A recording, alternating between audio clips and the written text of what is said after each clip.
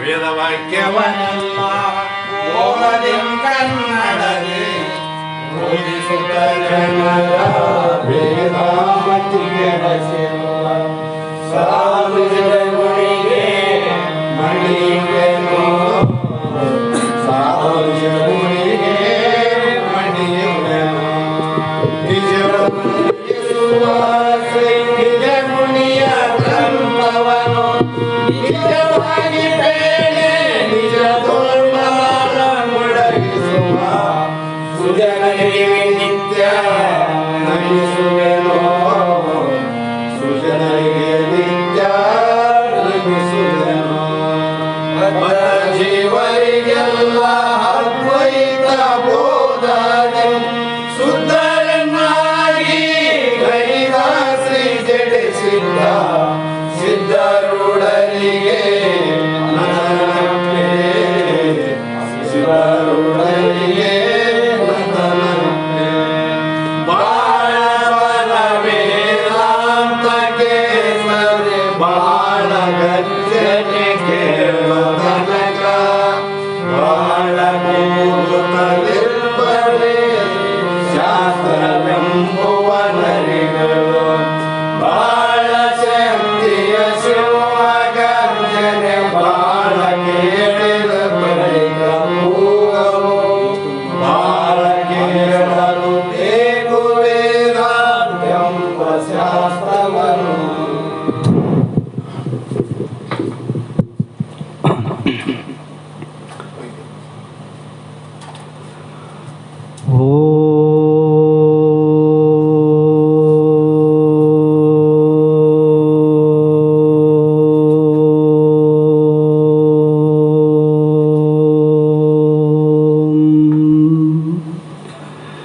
ಗುರುರ್ಬ್ರಹ್ಮ ಗುರುವಿಷ್ಣು ಗುರುದೇವೋ ಮಹೇಶ್ವರ ಗುರು ಸಾಕ್ಷಾತ್ ಪರಬ್ರಹ್ಮ ತಸ್ಮೈ ಶ್ರೀ ಗುರವೇ ನಮಃ.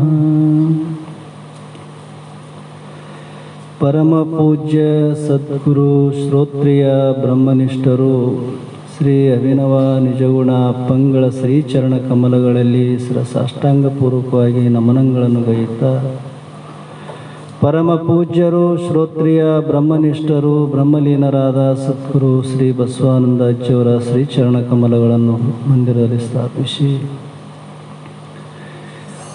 ಪರಮ ಪೂಜ್ಯರು ಜಗತ್ತೊಂದರು ಸಾಕ್ಷಾತ್ ಪರಶಿವನ ಅವತಾರಿಗಳಾದ ಸದ್ಗುರು ಶ್ರೀ ಸಿದ್ಧಾರೂಢ ಮಹಾಸ್ವಾಮಿಗಳ ಶ್ರೀಚರಣ ಕಮಲಗಳಲ್ಲಿ ಸಾಷ್ಟಾಂಗಪೂರ್ವಕವಾಗಿ ನಮನಗಳನ್ನು ಗೈಯುತ್ತಾ ಪರಮ ಪೂಜ್ಯರು ಶ್ರೋತ್ರಿಯ ಬ್ರಹ್ಮನಿಷ್ಠರು ಬ್ರಹ್ಮಲೀನರಾದ ಸದ್ಗುರು ಶ್ರೀ ಆರೂಢ ಜ್ಯೋತಿ ಶುತ್ರಪ್ಪ ಮಹಾಸ್ವಾಮಿಗಳ ಶ್ರೀಚರಣ ಕಮಲಗಳನ್ನು ಮನದು ಸ್ಮರಿಸಿಕೊಂಡು ಇಲ್ಲಿ ಆಗಮಿಸಿರುವಂತಹ ಸರ್ವ ಶರಣರು ಮತ್ತು ಶರಣರಿಗೆ ಅನೇಕ ಶರಣಾರ್ಥಿಗಳನ್ನು ತಿಳಿಸುತ್ತಾ ನಡೆದಿರುವಂಥ ಶಾಸ್ತ್ರ ಶ್ರೀಮದ್ ಭಗವದ್ಗೀತಾ ಎನ್ನುವ ಗ್ರಂಥದ 12ನೇ ಅಧ್ಯಾಯದ 6ನೇ ಶ್ಲೋಕ ಇಂದಿನ ಆಧಾರದ ವಿಷಯ.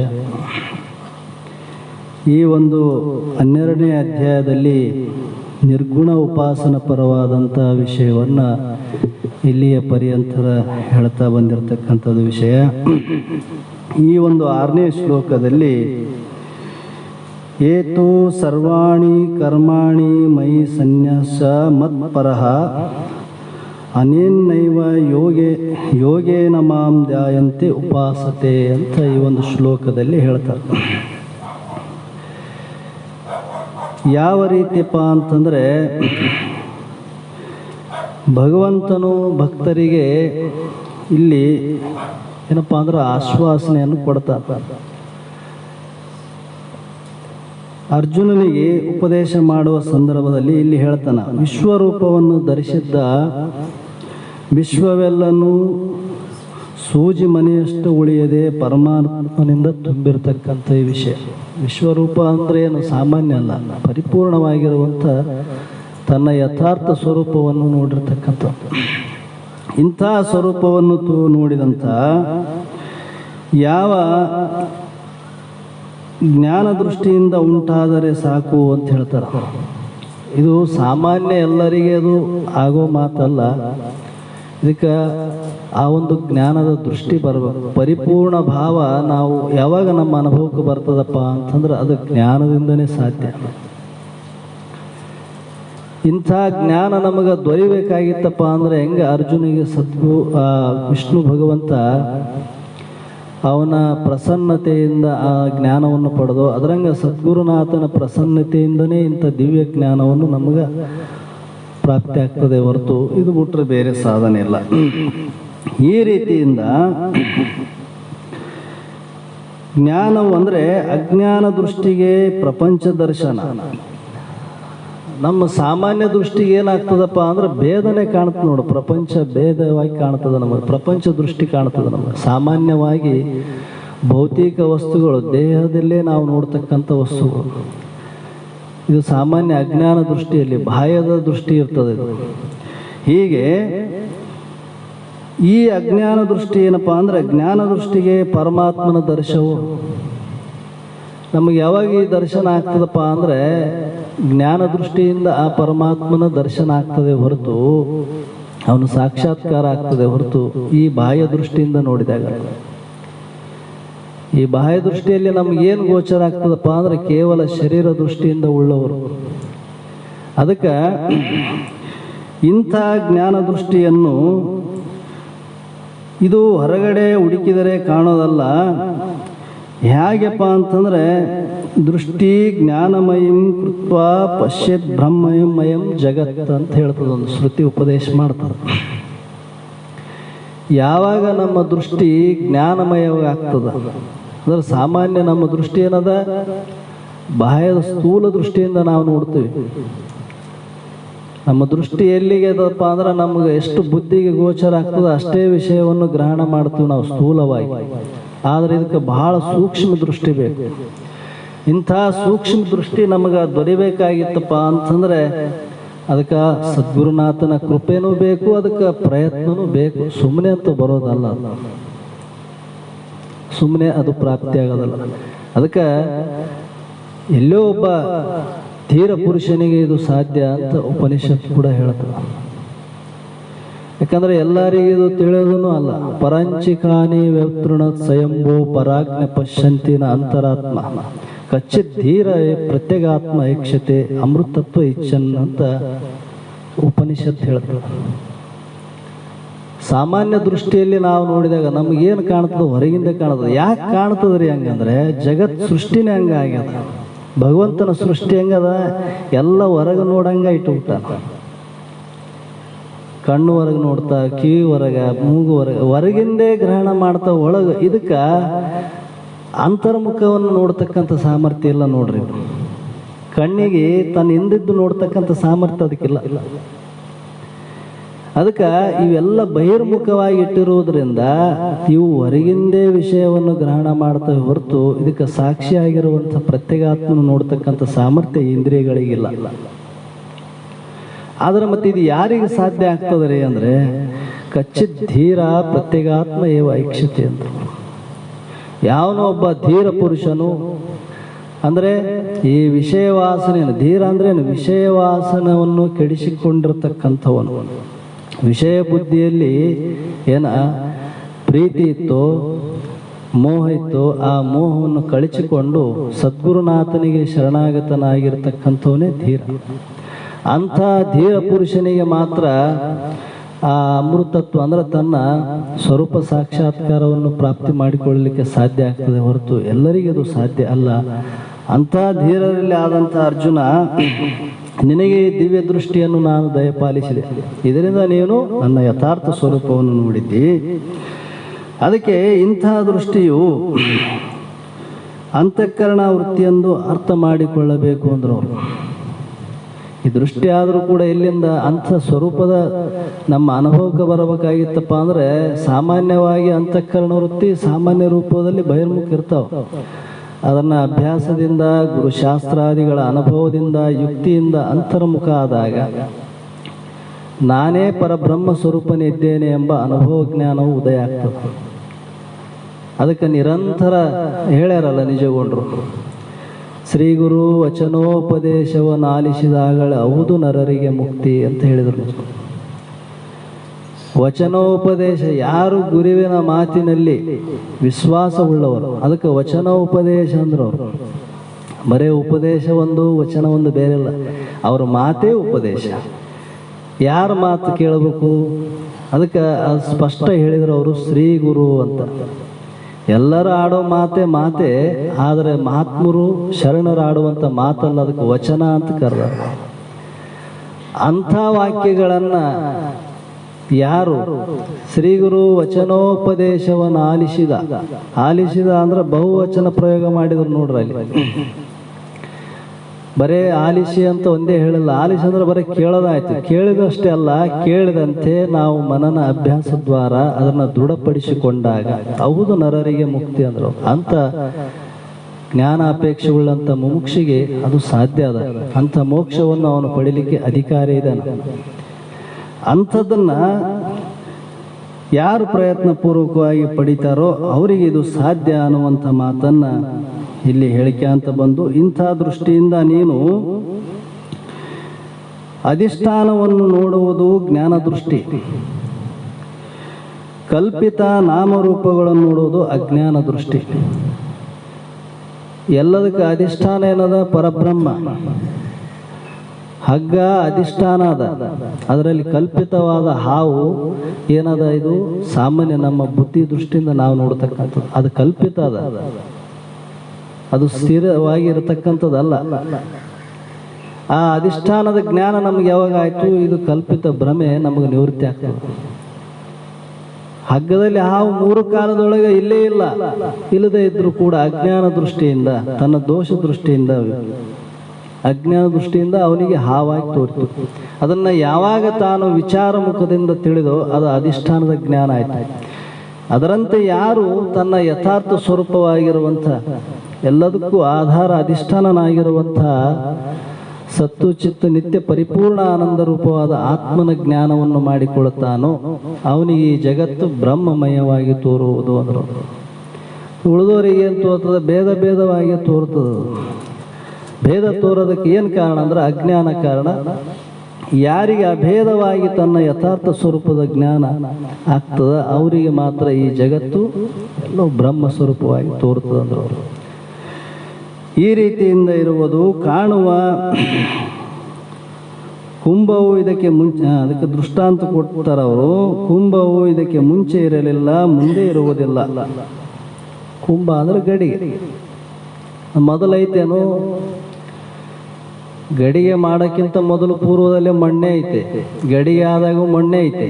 ಅದು ನಾಶ ಆದಾಗ ಅದು ಏನು ನಾಶ ಆಗ್ಯದಲ್ಲಿ? ನಾಮರೂಪ ನಾಶ ಆಗ್ಯದ. ಅಧಿಷ್ಠಾನ ರೂಪವಾದ ಮಣ್ಣು ಅದು ಹೆಂಗೆ 3 ಕಾಲದಾಗ ಒಂದೇ ರೀತಿ ಐತು, ಅದರಂತೆ ನಮ್ಮೆಲ್ಲರ ಸ್ವರೂಪ ಹೆಂಗದ ಅಂದರೆ ಅದು ಅವಿನಾಶಿ ಆಗಿರುವಂಥ ಅಂಥ ಸ್ವರೂಪದ ಜ್ಞಾನ ನಾವು ಯಾವಾಗ ತಿಳಿತೀವಿ ಆ ರೀತಿಯಿಂದ ತ್ರಿಕಾಲದಲ್ಲಿಯೂ ಇದೆ, ಅದೇ ನಿತ್ಯ ವಸ್ತು ಅಂತ ಅಲ್ಲಿ ಹೆಂಗೆ ನಾವು ತಿಳಿತೀವಿ. ಮಣ್ಣು 3 ಕಾಲದೊಳಗೆ ಐತಲ್ಲ, 3 ಕಾಲದಾಗ ಮಣ್ಣು ಐತೆ. ಅದ್ರಂಗ ನಾನು ಭೂತಕಾಲ, ಭವಿಷ್ಯತ್, ವರ್ತಮಾನ, ಈ ಜಾಗ್ರ, ಸ್ವಪ್ನ, ಸುಸುಪ್ತಿ 3 ಕಾಲವನ್ನು ತಿಳಿತಕ್ಕಂಥ ಚಿದ್ರೂಪಾತ್ಮನಿ ಇಲ್ಲೇನು? ಒಂದರೊಳಗೊಂದಿಲ್ಲ. ಈ ಜಾಗ್ರ, ಸ್ವಪ್ನ, ಸುಸುಪ್ತಿ ಅವಸ್ಥೆ ಒಂದರೊಳಗೆ ಒಂದಿಲ್ಲ. 3 ಅವಸ್ಥೆಗಳನ್ನು ಅರಿಯುತ್ತಾ ಬೇರೆ ಸಾಕ್ಷಿಕನಾಗಿದ್ದು ಈ 3 ಅವಸ್ಥೆಗಳನ್ನು ನೀನು ತಿರಿಯುತ್ತಾ ಅಂದ್ರೆ ಇದಕ್ಕೆ 3 ಅವಸ್ಥೆಗಳಿಗೆ ನೀನು ಸಾಕ್ಷಿಯಾಗಿದ್ದೆ ನೋಡು. ಅಂಥ ಸಾಕ್ಷಿ ಚಿದ್ರೂಪಾತ್ಮನೆ ನೀ ಇದ್ದಿ. ಇದಕ್ಕೆ ಜ್ಞಾನ ದೃಷ್ಟಿ ಅಂತ ಹೇಳ್ತಾರೆ. ಮುಂದಿನ ವಿಷಯ ಗುರುಗಳು ಹೇಳ್ತಾರಂತ ಹೇಳಿ ನನ್ನ ಈ 2 ಮಾತುಗಳಿಗೆ ವಿರಾಮ.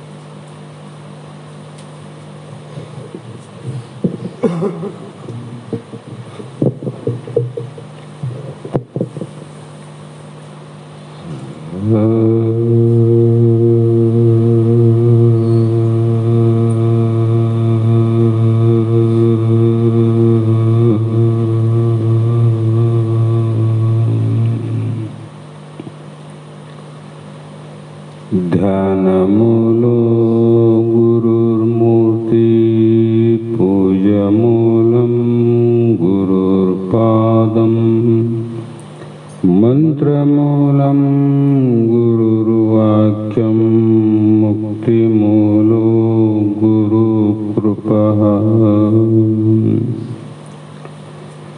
जगदादि जगद्गुरु अद्वैत सार्वभौम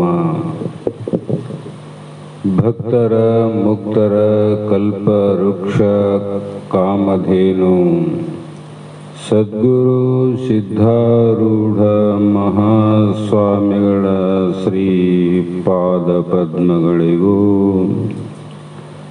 ಆರೂಢ ಜ್ಯೋತಿ ಶಿವಪುತ್ರ ಮಹಾಸ್ವಾಮಿಗಳ ಶ್ರೀ ಪಾದಗಳಿಗೂ ಶ್ರೋತ್ರಿಯ ಬ್ರಹ್ಮನಿಷ್ಠ ಬ್ರಹ್ಮಲೀನ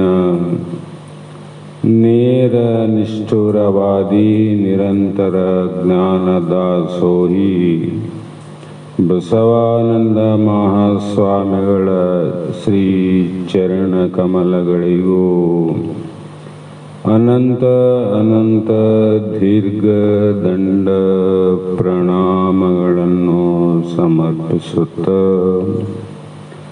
ಸದ್ಗುರು ಸಿದ್ಧಲಿಂಗಪ್ಪ ತಾತ ಕಪಗಲ್ ಇವರನ್ನು ಮನದೋಳು ಧ್ಯಾನಿಸುತ್ತ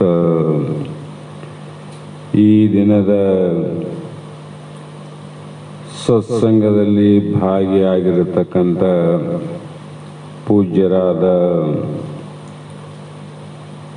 ಶಂಕರಣ್ಣ ಹುಣಿಶಾಳು ಶ್ರೀಗಳ ಶ್ರೀಪಾದಕ್ಕೂ ಮೊದಲುಗೊಂಡು ತಮ್ಮೆಲ್ಲರಿಗೂ ಅನಂತ ಅನಂತ ವಂದನೆಗಳನ್ನು ಸಮರ್ಪಿಸುತ್ತ ಈ ದಿನ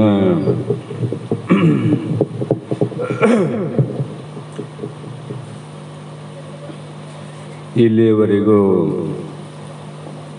ತಮ್ಮೆಲ್ಲರಿಗೂ ಪ್ರಭು ಶರಣರು ಭಗವದ್ಗೀತೆಯ 12ನೇ ಅಧ್ಯಾಯದ 6ನೇ ಶ್ಲೋಕವನ್ನು ಆಧಾರವಾಗಿಟ್ಟುಕೊಂಡು ನಮಗೂ ನಿಮಗೂ ಅದರ ತಾತ್ಪರ್ಯವನ್ನು ಉಪದೇಶಿಸಿ ಮುಂದೆ ವಿಚಾರವನ್ನು ಮಾಡಿದಾಗ ಯಾವ 7ನೆಯ ಶ್ಲೋಕದಲ್ಲಿ ತೇಷಾಂ ಅಹಂ ಸಮುದ್ಧತಾ ಮೃತ್ಯು ಸಂಸಾರ ಸಾಗರಾತ್ ಭವಾಮಿ ನಚರಾತ್ ಪಾರ್ಥ ಮಯಿ ಅವೇ ಶೀತಚೇತಸಾಮ ಅಂತ ಈ ಶ್ಲೋಕವನ್ನು ಹೇಳ್ತಾರೆ. ಕಾರಣ ಪಾರ್ಥ ಅಂದಲ್ಲಿ ಶಿಷ್ಯ ಅಂತ ಅರ್ಥ. ಇಲ್ಲಿ ಸ್ವಾಧ್ಯಾಯ ಮಾಡುವಾಗ ಶಿಷ್ಯ ಅಂತ. ಭಗವದ್ಗೀತೆಯ ದೃಷ್ಟಿಯಿಂದ ವಿಚಾರ ಮಾಡಿದಾಗ ಅರ್ಜುನ ಅಂತ ಅರ್ಥ. ಯಾಕೆ ಇಲ್ಲಿ ಪಾರ್ಥ ಅಂತ ಹೇಳಬೇಕಾಯ್ತಂದ್ರೆ ಅರ್ಜುನನಿಗೆ ಉಪದೇಶವನ್ನು ಮಾಡುವಂಥ ಒಂದು ಪ್ರಕ್ರಿಯೆ ಗ್ರಂಥ. ಆದರೆ ಹೇಗೆ ಮಾಡಿದ ಅಂದರೆ ಕೃಷ್ಣ ಭಗವಂತ ಅರ್ಜುನನನ್ನು ನಿಮಿತ್ತವಾಗಿಟ್ಟುಕೊಂಡು ಅಂತ ಅರ್ಥ ಮಾಡಬಹುದು. ನಿಮಿತ್ತ ಮಾತ್ರದಿಂದ ಮುಂದೆ ಈ ಕೃಷ್ಣ ಭಗವಂತನ ಗುರು ಶಿಷ್ಯನಾದ ಅರ್ಜುನನ ಭಾವ ಜಗತ್ತಿಗೆ ತಿಳಿಲಿ ಅನ್ನೋ ವಿಚಾರದಿಂದ ಕೃಷ್ಣ ಇಲ್ಲಿ ಹೇಳ್ತಾ ಇದ್ದಾನ, ಅರ್ಜುನ ಕೇಳ್ತಾ ಇದ್ದಾನೆ. ಅಲ್ಲಿ ತೇಷಾಂ ಅಂದರೆ ಆ ತೇಷಾಮಯಿ ಅಂದರೆ ನನ್ನಲ್ಲೇ ಅವೇಶಿತ ಅಂದರೆ ಮನಸ್ಸನ್ನು ಲೀನಗೊಳಿಸಿರುವ ಪ್ರೇಮಿ ಭಕ್ತರನ್ನು ನಾನು ಶೀಘ್ರವಾಗಿ ಏನು ಮಾಡ್ತೀನಿ? ಮೃತ್ಯು ಸಂಸಾರ. ಸಂಸಾರ ಅಂದ್ರೇನು? ಜನನ ಮರಣ ರೂಪವೇ ಸಂಸಾರ. ಇಲ್ಲಿ ಇದು ಪಕ್ಕ ಇಟ್ಕರಿ. ಹೆಂಡ್ರು, ಮಕ್ಕಳು, ತಂದೆ ತಾಯಿ ಇದ್ದದ್ದು ಸಂಸಾರ ಅಲ್ಲೇ ಅಲ್ಲ. ವೇದಾಂತದಲ್ಲಿ ಸಂಬಂಧನೇ ಇಲ್ಲ. ಯಾಕೆ ಸಂಬಂಧ ಇಲ್ಲ ಅಂತ ಉಪಮಾನ ಏನ್ರಿ ಅಂತ ಪ್ರಶ್ನೆ ಬರ್ತಾವ. ನಿಮಗೂ ಬರ್ತಾವ, ನಮಗೂ ಬರ್ತಾವ. ನಮ್ಮ ಸಂಸಾರವೇ ಸತ್ಯ ಅಂತ ಒಪ್ಪಿಕೊಂಡರೆ ಕೃಷ್ಣ ಭಗವಂತನ ಸಂಸಾರ ಎಷ್ಟು ದೊಡ್ಡದಿತ್ತು ಅಂತ ನಾವು ವಿಚಾರ ಮಾಡಬೇಕಾಗ್ತದೆ. ಎಷ್ಟು ಮಂದಿ ಹೆಂಡ್ರು? 16,000, 60,000 ಮಕ್ಕಳು, 8 ಮಂದಿ ಪಟ್ಟದ ಅರಸೆಯರ ಮಧ್ಯದಲ್ಲಿ ಶ್ರೀಕೃಷ್ಣ ಒಂದೇ ಜಗದ್ಗುರು ಅಂತ ಪ್ರಸಿದ್ಧ ಆದ. ನಾವು ಬಹಳ ಜನ ಹೇಳ್ತಾರೆ ಸಂಸಾರವನ್ನು ಬಿಟ್ಟವನಿಗೆ ಮಾತ್ರ ಇದು ಸಾಧ್ಯ, ಸಂಸಾರದಲ್ಲಿ ಇದ್ದವರಿಗೆ ಮೋಕ್ಷ ಅದು ಹೇಗೆ ಸಾಧ್ಯ ಅಂತ ಕೆಲವು ಮಂದಿ ವಿಚಾರ ಮಾಡೋರಾರ. ಮತ್ತೆ ಕೃಷ್ಣ ಈಗ ಆತ ಮುಕ್ತ ಅಂತಿರೋ ಅಥವಾ ಏನಂತೀರಿ ಅಂತ ವಿಚಾರ ಮಾಡಿದರೆ ಕೃಷ್ಣ ಒಂದೇ ಜಗದ್ಗುರು. ಸಂಶಯ ಹೋಗಿ ಕೇಳ್ತಾನೆ ಅಷ್ಟೆ. ಸಂಶಯ ಹೋಗ್ಬೇಕಿಲ್ಲಿ. ವೇದಾಂತ ಶಾಸ್ತ್ರದಲ್ಲಿ ಎಷ್ಟು ಕೇಳಿದ್ವಿ, ಎಷ್ಟು ಹೇಳಿದ್ವಿ ಒಂದು ಮುಖ್ಯ ಅಲ್ಲ. ನಾವು ಎಷ್ಟು ಸಂಶಯವನ್ನು ನಿವೃತ್ತಿ ಮಾಡಿಕೊಂಡಿವಿ, ನಿವೃತ್ತಿ ಮಾಡಿವಿ ಅನ್ನೋದು ಗುರು ಶಿಷ್ಯರ ಸಂವಾದ. ಇದಕ್ಕೆ ಸ್ವಾಧ್ಯಾಯ ಅಂತ. ಇದು ಸ್ವಾಧ್ಯಾಯ. ಹಾಗಾಗಿ ಅಲ್ಲಿ ಮೃತ್ಯು ರೂಪಿ ಸಾಗರ ಅಂತಂದ್ರೆ ಸಂಸಾರ ಸಮುದ್ರ ಅಂತ. ಸಂಸಾರಂ ದುಃಖ ಸಾಗರಂ ಅಂತ ಮಹಾತ್ಮರು ಎಲ್ಲ ಹೇಳ್ಯಾರ. ಇಲ್ಲಿ ಸಮುದ್ರತ ಅಂದ್ರೇನು? ಉದ್ಧಾರವನ್ನ ಮಾಡುವವನು ನಾನೇ ಆಗುತ್ತೇನೆ ಅರ್ಜುನ ಅಂತ ಕೃಷ್ಣ ಅಭಯವನ್ನು ಕೊಟ್ಟ ನೋಡ್ರಿ. ತಾತ್ಪರ್ಯ ಏನಂದ್ರೆ ಯಾರು ನನ್ನಲ್ಲೇ ತಮ್ಮ ಮನಸ್ಸನ್ನ ಲೀನಗೊಳಿಸಿ, ನಮ್ಮದು ದೇಹ ಲೀನ ಮಾಡೋದಲ್ಲ, ಮನಸ್ಸು ಲೀನ ಆಗಬೇಕು. ಲೀನ ಅಂದ್ರೇನು? ಲೀನ ಅಂದ್ರೆ ಲಯ ಅಂದ್ರೆ ಎರಡು ಒಂದೇ. ಮನಸ್ಸು ಲಯ ಆದಾಗ ಅಂಥ ಪ್ರೇಮ ಭಕ್ತರನ್ನ, ಭಕ್ತರಂತ ಯಾರಿಗೆ ನಂಬಬೇಕು? ಇಲ್ಲಿ ಯಾರು ತಮ್ಮ ಮನಸ್ಸನ್ನ ಭಗವಂತನಲ್ಲಿ ಲಯ ಆದಾಗ, ಎಲ್ಲಿ ಲಯ ಆಗ್ತದಂದ್ರೆ ಅದಕ್ಕೆ ಯಾವುದೇ ಆಲಯ ಇಲ್ಲ. ಆಲಯ ಅಂದರೆ ನಮ್ಮ ಮನೆ ಇರಲಿ, ಮಠ ಇರಲಿ, ಹೊರಗ ಪ್ರಪಂಚದ ಏನೇ ನಾವಲ್ಲ. ಭಗವಂತನ ಮೇಲೆ ನಿಜವಾದ ಪ್ರೇಮ ಭಕ್ತಿ ಇತ್ತು ಅಂದರೆ ಆ ವ್ಯಕ್ತಿಗೆ ಬಾಹ್ಯ ಪ್ರಪಂಚ ಹೆಂಗೆ ಕಾಣ್ತದಂದ್ರೆ ತೃಣ ಸಮಾನ. ನಮಗೆ ಹೆಂಗೆ ಕಾಣ್ತದ? ಹೇಳುವಾಗ ತೃಣ ಸಮಾನ, ಹೇಳಿ ಹೊರಗೆ ಬಂದಮೇಲೆ ಹಣದ ಸಮಾನ. ಬಾಹ್ಯದಲ್ಲಿ ವೃತ್ತಿ ಬಂದರೆ ಹಣದ ಸಂಬಂಧ ಆಗ್ತದೆ. ಕೇಳುವಾಗ ಹೇಳುವಾಗ ನಮಗೂ ಕೂಡ ಭಗವಂತನಲ್ಲಿ ಲಯ ಆದಂಗೆ ಆಗ್ತದೆ. ಆದರೆ ಅದು ಅಲ್ಲ, ಆ ರೀತಿ ಅಂಥ ಭಕ್ತರನ್ನು ನಾನು ತಡ ಮಾಡೋದಿಲ್ಲ ಅಂದವರು. ಶೀಘ್ರವಾಗಿ ಇವತ್ತು ನಾಳೆ ನಾಡ್ದಂತಲ್ಲ, ತಕ್ಷಣದಲ್ಲಿ. ಅದಕ್ಕೆ ಬಸವಾನಂದ ಮಹಾಸ್ವಾಮಿ ಹೇಳ್ತಿದ್ರು, ಇದು ಮೋಕ್ಷ ಅನ್ನೋದು ರೋಖಡ ತಮ್ಮಂತಿದ್ದ. ರೋಖಡ ಗಂಜಿನಲ್ಲಿ ವ್ಯವಹಾರಿಕ ತನ್ನ ಪದಾರ್ಥಗಳನ್ನು ಮಾರಿದ ತಕ್ಷಣ ಅವರು ಪಟ್ಟಿ ಹೆಂಗೆ ಕೊಡ್ತಾರಲ್ಲ, ತಕ್ಷಣ ಈ ಕಡೆ ತೂಕ ಮಾಡ್ತಾರೆ, ಈ ಕಡೆ ನಿಮ್ಗೆ ರೊಕ್ಕ ಕೊಟ್ಬಿಡ್ತಾರೆ. ಉದ್ರಿ ಅಲ್ಲ, ಇವತ್ತ ಮಾರಾಟ ಮಾಡಿದ್ರೆ ಮುಂದಿನ ವರ್ಷ ಕೊಡ್ತಾರೆ ಏನವ್ರು, ತಕ್ಷಣ ಕೊಡ್ತಾರೆ.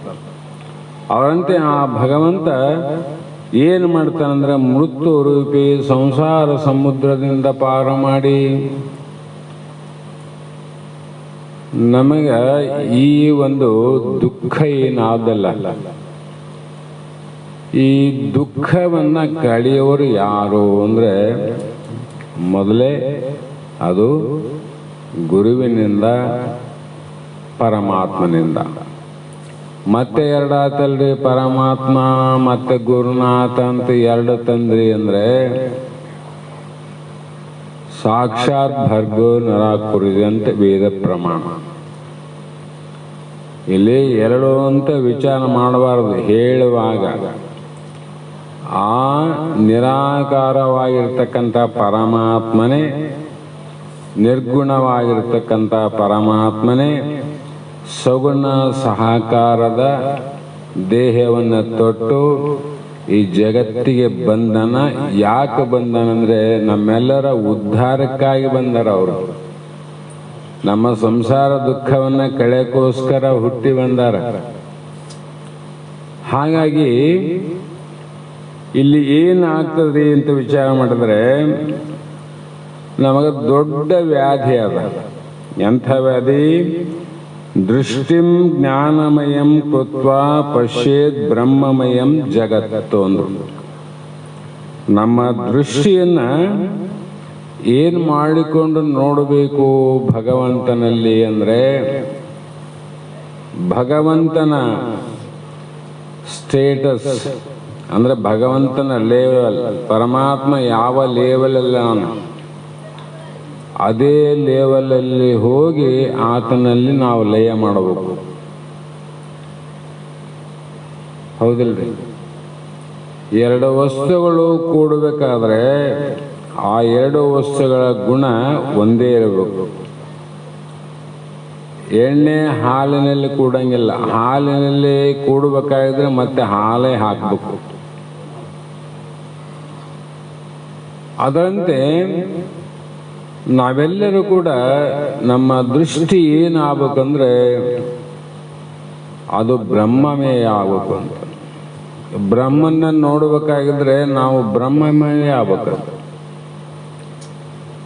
ನಾನು ದೇಹ ಭಾವನೆ ಇಟ್ಟುಕೊಂಡು ಬ್ರಹ್ಮನನ್ನ ಕಾಣ್ತೀನಿ, ಬ್ರಹ್ಮನನ್ನ ನೋಡ್ತೀನಿ, ಬ್ರಹ್ಮ ನಾನು ಆಗ್ತೀನಿ ಅಂದ್ರೆ ಎಂದಿಗೂ ಸಾಧ್ಯ ಅಲ್ಲ.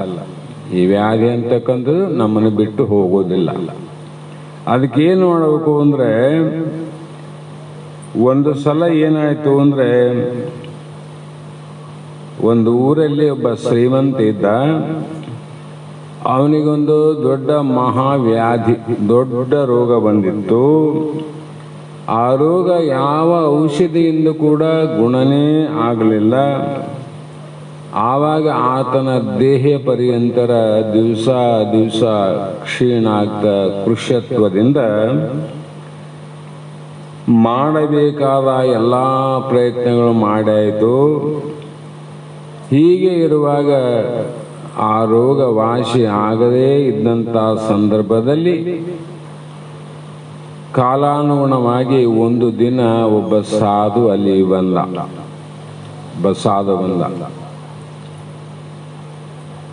ಆದರೆ ಆ ರೋಗ ವ್ಯಾಧಿ ಯಾರಿಗೆ ಬಂದಿತ್ತು ಅಂದ್ರೆ ಅದು ಅಗರ್ಭ ಶ್ರೀಮಂತನಿಗೆ ಬಂದಿತ್ತು. ಅಗರ್ಭ ಶ್ರೀಮಂತ, ರಾಜರ ಸಮಾನ ಶ್ರೀಮಂತಿಕಿತ್ತು. ಬಂದಾಗ ಎಲ್ಲ ಸಾಧು ಸಂತರು ಯಾರೇ ಆ ಊರಿಗೆ ಬರಲಿ ಆ ಶ್ರೀಮಂತನ ಮನೆಗೆ ಕಳಿಸ್ತಿದ್ರು. ಬಹಳ ಒಳ್ಳೆಯವರಿದ್ರು ಅವರು, ಸಂಸ್ಕಾರ ಒಳ್ಳೆಯದು. ಹೋಗಿ ಅಲ್ಲಿಂದ ಅವರಂಗೆ ಈತನು ಹೋದ್ಮೇಲೆ ಬರೀ ಅಂದ್ರು, ಕೂಡಿಸಿದ್ರು. ಒಂದು ದಿನ ವಿಶ್ರಾಂತಿಗಾಗಿ ಒಂದು ಕೋಣೆ ಕೊಟ್ಟರು. ಎರಡನೇ ದಿನ ಸಾಧನ ಕರೆಸಿ ತಾವು ಬಂದ ತಾತ್ಪರ್ಯ ಏನು ಅಂತ ಕೇಳಿದರು. ಆತ ಯಾವುದೋ ಉದ್ದೇಶಕ್ಕಾಗಿ ಹೋಗ್ತಾ ಇದ್ದೆ, ಇಲ್ಲಿ ವಸತಿ ಮಾಡುವಂತ ಸಮಯ ಬಂತು, ಇಲ್ಲಿದ್ದೀನಿ ಅಂದ. ಆತನ ನರಳಿಕೆಯನ್ನ, ಆತನ ನೋವನ್ನ ಕಣ್ಣಾರ ಕಂಡಂತ ಸಾಧು ಕೇಳಿದ, ಶ್ರೀಮಂತರೇ ನಿಮಗೆ ಏನಾಗ್ಯದಂದ. ಏನು ವ್ಯಾಧಿ, ಏನು ರೋಗ. ನಾನು ಇಷ್ಟು ಇಲ್ಲಿಯ ಪರ್ಯಂತರವಾಗಿ ಎಲ್ಲ ವೈದ್ಯರನ್ನ, ಎಲ್ಲ ವ್ಯಕ್ತಿಗಳನ್ನ ಕೇಳಿದರೂ ಕೂಡ, ತೋರಿಸಿದರೂ ಕೂಡ ಗುಣಮುಖವಾಗದೆ ಈ ರೋಗದ ಮೂಲ ಕಾರಣ ಏನು ಅಂತ ಕೇಳಿದ್ರೆ ಯಾರೂ ರೋಗಕ್ಕೆ ಹೆಸರೇ ಇಟ್ಟಿಲ್ಲ. ನಾನು ಹೆಸರೇ ಇಟ್ಟಿಲ್ಲ. ಏನಾಗ್ಯದ? ದೃಷ್ಟಿ ಹೋಗ್ಯವ, ದೇಹ ಕುಶವಾಗ್ಯದ, ಏನು ಕಾಣ್ತಾ ಇಲ್ಲ.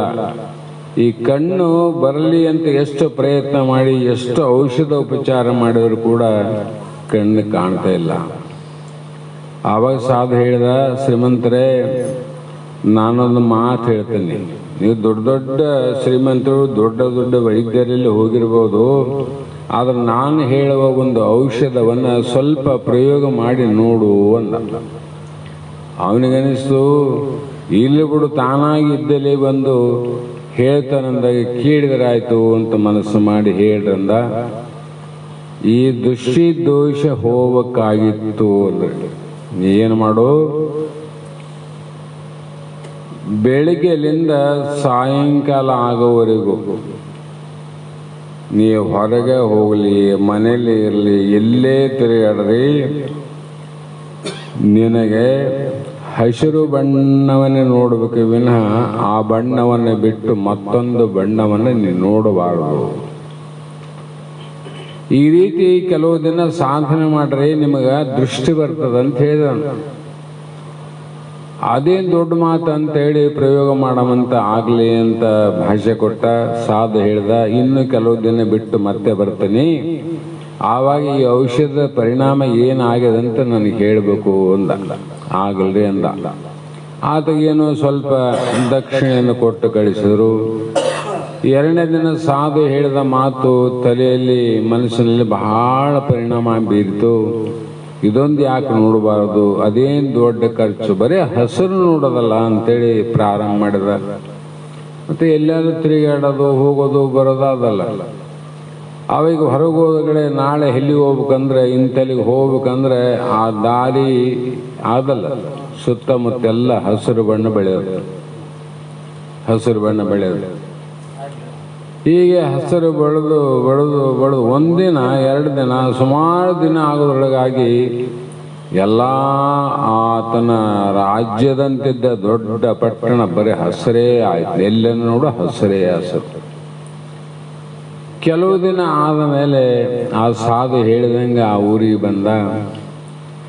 ಬಂದ ಮೇಲೆ ಆತನ ಭೇಟಿಯಾಗಿ ಕೇಳಿದ, ಈಗ ದೋಷ ಹೇಗಿದೆ ಅಂದ. ಈಗ ದೋಷ ಏನದ, ಜ್ಞಾನಮಯ ಆಗ್ಯದಂದ. ಮೊದಲು ದೃಷ್ಟಿಗೆ ಹೀನಮಯವಾಗಿತ್ತು, ಈಗ ಜ್ಞಾನಮಯವಾಗಿ ತೋರ್ತದ. ಆದರೆ ಇದು ಬಹಳ ಕಷ್ಟದ ಕೆಲಸ ಅದಂದ. ಯಾಕೆ?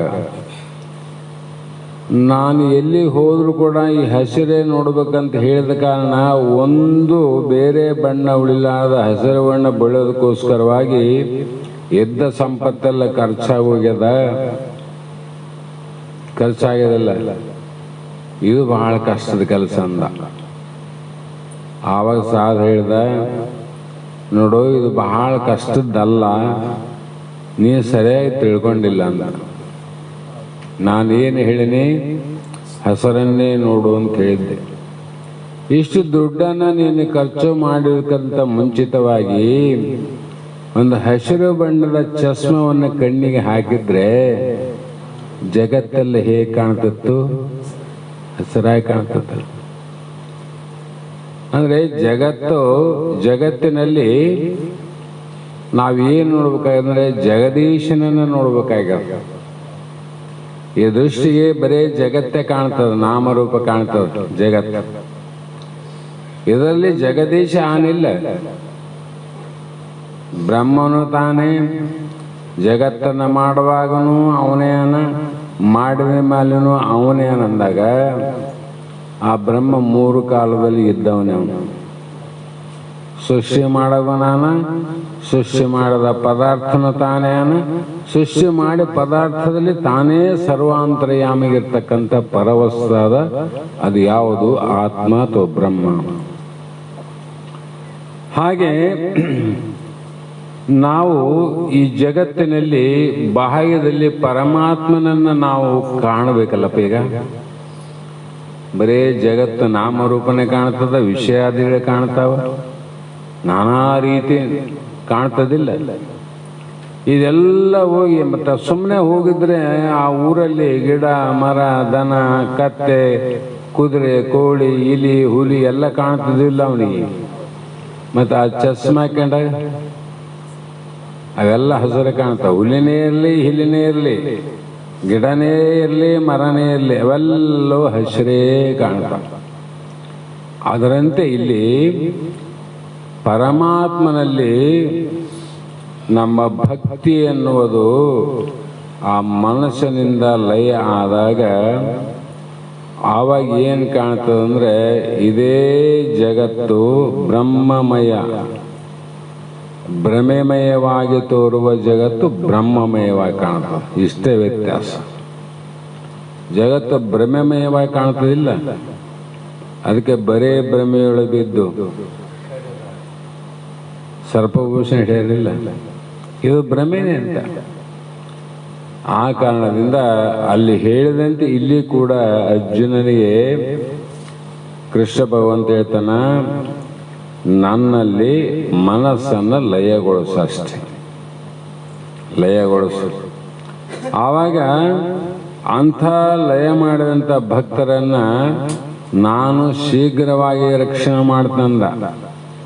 ಎಷ್ಟು ವರ್ಷ ಆದರೂ ಕೂಡ ಆ ಹೋಗದಂಥ ರೋಗ ಸ್ವಲ್ಪ ದಿನದಲ್ಲಿ ರಕ್ಷಣೆ ಮಾಡಲಿಲ್ಲ. ಆ ಸಾಧು ಬಹಳ ದಿನ ಹೋಗಲಿಲ್ಲ. ಹಾಗಾಗಿ ಇಲ್ಲಿ ನಾವು ಬಹಳಷ್ಟು ಏನೇನೋ ವಿಚಾರಗಳನ್ನು ಮಾಡ್ತೀವಿ.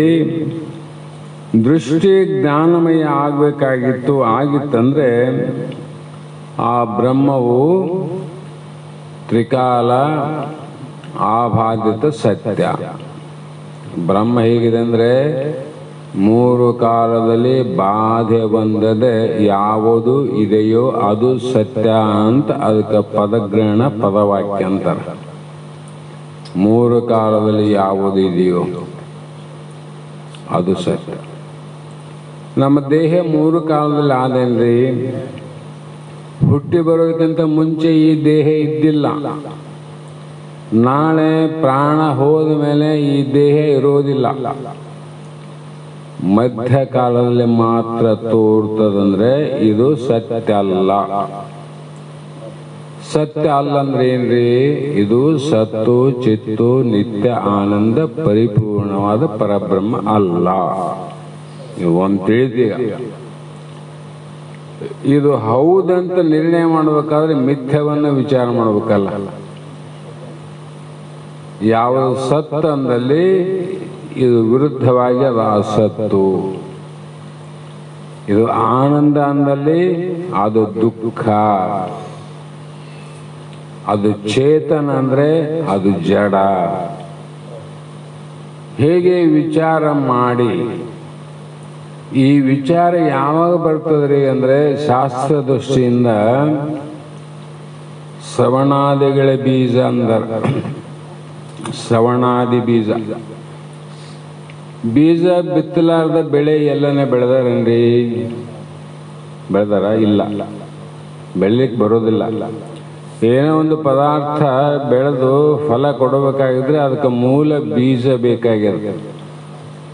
ಆ ಬೀಜ ಇಲ್ಲದೆ ಬೆಳೆ ಬೆಳಿತೀವಿ ಅನ್ನೋದು ಕೆಲವು ಮಂದಿ ಇದ್ದದಕ್ಕೆ ಪರಮಾನುಭವೋದಿಯಲ್ಲಿ ನಿಜಗಂಡರು ಶ್ರವಣ ಮನನ ನಿಧಿಧ್ಯಾಸವಿಲ್ಲದೆ ಭವ ಬಂದ ಅಳಿಯದು ಆರಿಂಗೆ ಅಂದರು. ಅವ್ರು ಬೇಕಾದತ್ತಿರಲಿ ಯಾವ ವೇದಾಂತ ಶಾಸ್ತ್ರದ ಅದು ಗುರುಮುಖೇನ ಶ್ರವಣ ಮಾಡಬೇಕು. ಮತ್ತೆ ಯಾವ ಮುಖ? ಗುರುಮುಖದಿಂದ ಶ್ರವಣ ಮಾಡಬೇಕು. ಆಯ್ತಲ್ರಿ, ಗುರುಮುಖದಿಂದ ನೀವು ಶ್ರವಣ ಮಾಡಿದ್ರೆ ನಾವು ಕೇಳಂಗಿಲ್ಲ ಅಂತಾರೆ ಬಲ್ಲವರು. ನೀ ಗುರುಮುಖದಿಂದ ಶ್ರವಣ ಮಾಡಿದ್ರೆ ಆ ಗುರು ಕೂಡ ಹೇಗಿರಬೇಕು? ಶ್ರೋತ್ರಿಯತ್ವ ಬ್ರಹ್ಮನಿಷ್ಠತ್ವ. ನೀ ಯಾರಲ್ಲಿ ಶ್ರವಣ ಮಾಡಿದಿ, ಯಾವ ಶಾಲೆಯಲ್ಲಿ ಓದಿದ್ದಿ ಅನ್ನೋದಕ್ಕೆ ಮುಂದಿನ ಶಾಲೆಗೆ ಹೋಗ್ಬೇಕಾದ್ರೆ ಹಿಂದಿನ ಶಾಲೆಯಲ್ಲಿ ಓದಿ ಸರ್ಟಿಫಿಕೇಟ್ ತಗೊಂಡೋಗ್ತೀವಿ ನಾವು. ಮುಂದಿನ ಶಾಲೆಗೆ ಹೆಸರು ಹಚ್ಚಬೇಕಾಗಿತ್ತು, ಅಭ್ಯಾಸ ಮಾಡಬೇಕಾದ್ರೆ ಹಿಂದಿನ ಶಾಲೆ ಸರ್ಟಿಫಿಕೇಟ್ ಬೇಕು. ಅದಂತೆ ಅಂಥಪ್ಪ ಶ್ರೋತ್ರಿಯ ಬ್ರಹ್ಮನಿಷ್ಠ ಗುರುವಿನಲ್ಲಿ ನೀನು ಶ್ರವಣ ಆದಮೇಲೆ ಮನನ ಆದಮೇಲೆ ನಿಧಿಧ್ಯಾಸನ, ಇವು ಮೂರು ಆದಾಗ ಒಂದು ಬೀಜ ಆಗ್ತದೆ. ಆ ಬೀಜ ಬಿತ್ತಿದಾಗ ಮತ್ತೆ ಏನಾಗ್ತದೆ? ಮುಂದೆ ಅಂಕುರ ಆಗ್ತದೆ. ಅಂಕುರ ಆದ್ಮೇಲೆ ಏನಾಗ್ತದೆ? ಫಲ ಕೊಡ್ತದೆ. ಅಂದ್ರೆ ಈ ವೇದಾಂತ ಶಾಸ್ತ್ರವನ್ನ ಕೃಷ್ಣ ಭಗವಂತ ಅರ್ಜುನನಿಗೆ ಹೇಳುವಾಗ ಇದು ಸಾಮಾನ್ಯ ಗ್ರಂಥ ಅಲ್ಲ. ನಮ್ಮಂಥವ್ರಿಗೆ ಇನ್ನು ಪಕ್ಕ ಅರ್ಥ ಆಗೋದಿಲ್ಲ, ಬಲ್ಲೋರ ಮುಖದಿಂದ ಕೇಳಿದ್ರೆ ತಪ್ಪೂ ಅಲ್ಲ. ಇದರಲ್ಲಿ ಷಡ್ಲಿಂಗಗಳು ಅಂತ, ಶಾಸ್ತ್ರಕ್ಕೆ 6 ಲಿಂಗಗಳು ನಿಮಗೆ ಗೊತ್ತಲ್ಲ. ಮೊದಲನೇದು ಉಪಕ್ರಮ ಉಪಸಂಹಾರ ಅನ್ನುವುದು ಒಂದು ಲಿಂಗ, ಅದು ಒಂದೇ ಲಿಂಗ. ಮೊದಲು ಇನ್ನ ಹಂಗೆ ಈಗಿನ ಕಾಲದಲ್ಲಿ ಷಡ್ಲಿಂಗ ಪೂರ್ವಕವಾಗಿ ಶಾಸ್ತ್ರ ಕೇಳುವಂತ ವ್ಯಕ್ತಿಗಳು ಎಲ್ಲೋ ಕೆಲವು ಜನ ಮಾತ್ರ, ಎಲ್ಲೋ ಕೆಲವು ಜನ. ಪ್ರವಚನ ಹೇಳೋರು ಇಲ್ಲಂತಲ್ಲ, ಪ್ರವಚನ ಬೇರೆ, ಸ್ವಾಧ್ಯಾಯ ಬೇರೆ. ಪ್ರವಚನದಲ್ಲಿ ಅದು 1 ದಿನ 2 ದಿನ 40 ನಿಮಿಷ 30 ನಿಮಿಷ ಇರ್ತದ. ಅಲ್ಲಿ ಸ್ವಾಧ್ಯಾಯ ಪ್ರಸ್ಥಾನ ಮಾಡಕ್ಕೆ ಯಾರಿಗೂ ಬರೋದಿಲ್ಲ. ಅಂತ ಪ್ರವಚನಗಳನ್ನ ಸಾಯುತನ ಕೇಳಿದ್ರು ಕೂಡ ನನಗೇನಾಗೋದಿಲ್ಲ. ಏನನ್ನ ಆತಂದ್ರಿ ಏನು ಫಲ ಕೊಡಂಗಿಲ್ಲ. ಹಾಗಾಗಿ ಇಲ್ಲಿ ಅರ್ಜುನಿಗೆ ಹೇಳುವಂತ ಸಂದರ್ಭದಲ್ಲಿ ಭಗವದ್ಗೀತೆಯಲ್ಲಿ ಉಪಕ್ರಮ ಉಪಸಂಹಾರವನ್ನು ಇಟ್ಟುಕೊಂಡೇ ಇದನ್ನು ಹೇಳಕತ್ತಾರೆ. ಯಾಕಂದ್ರೆ ಯಾವುದು ಇದೆಯೋ, ಯಾಕಂದ್ರೆ ನಾವು ಪರಿಪೂರ್ಣ ಅಂತ ಒಪ್ಪಿವಿ. ಸತ್ಯವಾದ ವಸ್ತು ಯಾವುದು? ಪರಿಪೂರ್ಣ. ನನ್ನಲ್ಲಿ ಅಂದಾಗೇನು? ನೀನು ಯಾರು? ಪರಿಪೂರ್ಣವಾದ ಪರಬ್ರಹ್ಮ. ನನ್ನಲ್ಲಿ ನಿನ್ನ ಮನಸ್ಸು ಲಯ ಮಾಡಂತಾರ ಅವರು. ಹೌದಾ? ಅದು ಪರಿಪೂರ್ಣ ಅಂತ ಹೇಳಿದ ಮೇಲೆ ಇನ್ನೊಂದು ವಸ್ತು ಅಲ್ಲಿ ಇರ್ಲಿಕ್ಕೆ ಬಂತು ಅಂದ್ರೆ ಅದು ಅಪೂರ್ಣ ಅಂತ ಅರ್ಥ ಆಗ್ತದೆ. ಅಪೂರ್ಣ ಆಯ್ತಲ್ಲ, ಪರಿಪೂರ್ಣ ಹೆಂಗಾಯ್ತು? ಆದರೆ ಶಾಸ್ತ್ರದಲ್ಲಿ ಮತ್ತೆ ಸಂಶಯ ಕಳೆಯಕ್ಕೋಸ್ಕರವಾಗಿ ಉಪಸಂಹಾರ ಮಾಡಿದರು. ಇರುವಂತ ಬ್ರಹ್ಮನಲ್ಲಿ ಇಲ್ಲದ ಒಂದನ್ನು ಹುಟ್ಟಿಸಿದ್ರು ಶಾಸ್ತ್ರಗಳಲ್ಲಿ. ಇಲ್ಲೇ ಬಹಳ ಮಜಾ ಅದ. ಎಲ್ಲ ನಾವು ಬ್ರಹ್ಮ ಸ್ವರೂಪ ನೀವೇ, ಇದು ಬ್ರಹ್ಮನ ಬಿಟ್ಟು ಇನ್ನೊಂದು ಇಲ್ಲವೇ ಇಲ್ಲ. ಎಷ್ಟು ಶಾಸ್ತ್ರನ ಕೇಳದ ಇರು, ಅದು ಇರುವುದು ಒಂದೇ ಆದ ಬ್ರಹ್ಮ ಅದ. ಕೇಳಿದ್ರೆ ಏನಾಗ್ತದ? ಆನಂದ ಆಗ್ತದೆ. ಕೇಳದ ಇದ್ರೆ ದುಃಖ ಆಗ್ತದೆ. ಇಷ್ಟೇ ವ್ಯತ್ಯಾಸ. ಅಂಥ ಪರಿಪೂರ್ಣವಾದ ಪರಬ್ರಹ್ಮನಲ್ಲಿ ಒಂದು ಅಡ್ಡ ತಂದ್ರು ಮಾಯೆ ಅಂತಂದು. ಮಾಯನ ತಂದು ಮತ್ತೆ ಮಾಯನ್ನ ಸೃಷ್ಟಿ ಮಾಡುವಾಗ ಒಂದು ಚಾಣಾಕ್ಷತನ ಮಾಡ್ಯಾರ ಶಾಸ್ತ್ರಗಳಲ್ಲಿ. ಏನು ಚಾಣಾಕ್ಷತನ ಅಂದ್ರೆ, ಪರಿಪೂರ್ಣವಾದ ಆಕಾಶದಳು ಒಂದು ಭಾಗದ ಮೋಡವಿದ್ದಂತೆ. ಈಗ ಆಕಾಶ ಪರಿಪೂರ್ಣ ಆದಲ್ಲ, ಆಕಾಶವತ್ ಸರ್ವಗತ ನಿಶ್ಚಿತ. ಪರಿಪೂರ್ಣವಾದಂತ ಆಕಾಶದಲ್ಲಿ ಎಲ್ಲೋ ಒಂದ್ ಕಡೆ ಮೋಡ ಆಗ್ತದೆ. ಈ ಇಡೀ ಆಕಾಶ ತುಂಬ ಮೋಡ ಅದೇನದು? ಎಲ್ಲೋ ಒಂದು ಕಡೆ ಮೋಡವಿದ್ದಂತೆ ಮತ್ತು ಬೇರೆ ಏನನ ಆದಂತ ಹೇಳಬೇಕಾಗಿತ್ತಲ್ಲ, ಮುಂದ ಉಪಸಂಹಾರ ಮಾಡ್ಬೇಕಾಗ್ಯದ ಶಾಸ್ತ್ರ. ಮೋಡ ಹೇಗೆ ಜೋರಾದ ಗಾಳಿಯ ಬೀಸಿದಾಗ ಆ ಮೋಡವು ಕೂಡ ನಾಶವಾಗಿ ಸ್ವಚ್ಛವಾದ ಆಕಾಶವೊಂದೇ ಉಳಿತದಿಲ್ಲ. ಮಧ್ಯಕಾಲದಲ್ಲಿ ಮೋಡನಾದ, ಈ ಕಡೆ ಆಕಾಶನಾದ, ಎರಡಾವಲ್ಲಿ. ಆದರೆ ಮೋಡ ಚೆದರಿ ಹೋಗ್ತದ, ಆಕಾಶ ಚೆದರಿ ಹೋಗಲ್ಲ. ಯಾಕ? ಆಧಾರ ಆ ಬ್ರಹ್ಮ. ಬ್ರಹ್ಮಕ್ಕ ನಾಶ ಇಲ್ಲ. ಮೋಡ ಕವಿದಾಗನೂ ಅದಕ್ಕೇನಿಲ್ಲ, ಮೋಡ ಬಿಚ್ಚಿ ಹೋದಾಗನೂ ಕೂಡ ಆಕಾಶ ಏನದ, ಅದು ಸ್ವಚ್ಛನೇ ಅದ. ಅದ್ರ ನಡುವೆ ಏನು ಮಾಡಿತು, ಈ ಮೋಡ ಆ ಪರಿಶುದ್ಧವಾದ ಆಕಾಶಕ್ಕೆ ಮಲಿನತ್ವದ ದೋಷ ದೃಷ್ಟಿ ಬಂತು. ನೋಡ, ನಮ್ಮ ದೃಷ್ಟಿಗೆ ಬಂತಿಲ್ಲ ಮೋಡ. ಈಗ ಮೊದಲಂಗೆ ಕಾಣ್ತದೆ ಆಕಾಶ ಮೋಡ ಕವಿದಾಗ? ಇಲ್ಲ, ಅದನ್ನ ಬಹಳ ಮಲಿನ ಆಗ್ಯದ, ದೋಷ ಆಗ್ಯದಂತೆ. ಅದರಂತೆ ಇಲ್ಲಿ ಕೂಡ ಪರಿಪೂರ್ಣವಾದ ಏಕಂ ಏವಂ ಅದ್ವಿತೀಯ ಪರಬ್ರಹ್ಮನಲ್ಲಿ ಇಲ್ಲದ ಮಾಯೆಯನ್ನ ಇದೆ ಅಂತ ಹೇಳಿ, ಮತ್ತೆ ಯಾವಾಗ ಜ್ಞಾನ ದೃಷ್ಟಿ ನಿನಗೆ ಬೇಯಿಸ್ತದ ಆ ಕ್ಷಣದಲ್ಲಿ ಈ ಮಾಯೆ ಕೂಡ ಮೋಡ ಹೋದಂಗ ಇದು ಹೋಗ್ತದ. ಏನು ಉಳಿತಪ್ಪ? ಆಕಾಶ ಒಂದು ಉಳಿತು. ಮೋಡ ಮುಚ್ಚೋದಕ್ಕಿಂತ ಆಕಾಶ ಅದ, ಮೋಡ ಕವಿದಾಗ ಅದ, ಮೋಡ ಚೆದರಿ ಹೋದಾಗ ಆಕಾಶ ಅದ. ಹೌದಲ್ಲ? ಅದಂತೆ ನೀನು ಹುಟ್ಟುವಾಗನೂ ನೀನು ಮೊದಲಿದ್ದಿ, ಹುಟ್ಟಿದಾಗನೂ ಇದ್ದಿ, ನಾಳೆ ಸಾತ್ತ ಮೇಲೆ ಕೂಡ ಇರುವುದು ಏನು ಅಂದ್ರೆ ಅದು ಬ್ರಹ್ಮ, ಪರಿಪೂರ್ಣವಾದ ಆಕಾಶ ಇದ್ದಂತೆ. ಅಂತ ಆಕಾಶದಲ್ಲಿ ಅಂದ್ರೆ ನನ್ನ ಸ್ವರೂಪದಲ್ಲಿ ನಿನ್ನ ಮನಸ್ಸನ್ನು ಲಯ ಮಾಡಂದ್ರು. ಲಯ ಮಾಡಬೇಕಂದ್ರೆ ಸಾಮಾನ್ಯ ಕೆಲಸ ಅಲ್ಲ, ಅದು ಬಹಳ. ಯಾಕಂದ್ರೆ ಒಂದು ವೇಳೆ ಗುಡ್ಡದ ಮೇಲಿರುವಂತ ಕಲ್ಲನ್ನ ಬಹಳ ಕೃಷಿಕನಾದ ಒಬ್ಬ ಮುದುಕ ಒಂದು ಗುಂಡನ್ನ ಉಳಿಸಬಹುದು. ಗುಡ್ಡದ ಮೇಲಿರುವಂತ ಕಲ್ಲನ್ನ ಸರಳವಾಗಿ ಒಬ್ಬ ನಿಶಕ್ತನಾದ ವ್ಯಕ್ತಿ ಹಿಂಗ ದಬ್ಬಿರ್ ಕೆಳಗೆ ಬರ್ತಾನೆ.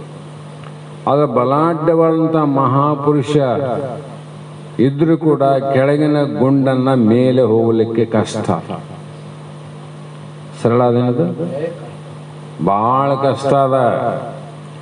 ಬರೇ ಮನುಷ್ಯ ಆ ಗುಡ್ಡ ಹೇಳಲಿಕ್ಕೆ ಅಸಾಧ್ಯ ಆದಾಗ ತನ್ನ ಭುಜದ ಮೇಲೆ ಒಂದು ಕಲ್ಲನ್ನು ಎತ್ತಿಕೊಂಡು ಗುಡ್ಡ ಏರ್ಬೇಕಾದ್ರೆ ಸಾಮಾನ್ಯ ಕೆಲಸ ಇಲ್ಲ. ಆದ್ರೆ ಜ್ಞಾನ ಹೇಗಿದೆ ನಿನಗೆ ತಿಳಿತು ಅಂದ್ರೆ, ಜ್ಞಾನ ಗುಡ್ಡದ ಮೇಲೆ ಕಲ್ಲನ್ನು ಕೆಳಗೆ ಹಾಕಿದಂಗೆ ಆಯಾಸಿಲ್ಲ. ಉಳ್ದದ್ದೇನದ, ಇವು ಕೆಳಗಿನ ಕಲ್ಲು ಮ್ಯಾಲೆ ಹೋದಂಗ. ಇದಕ್ಕೇನಾಗಬೇಕದ? ಅದಕ್ಕೆ ಇಟ್ರು ಅಲ್ಲಿ ಅಷ್ಟಾಂಗ ಯೋಗ ಸಾಧಿಸಿದವನಿಗೆ ಮಾತ್ರ ಇದು ಸಾಧ್ಯ. ಇದಕ್ಕೇನು ಸಾಧನೆ? ಪೈಲವಾನಿಗೇನು ಸಾಧನೆ?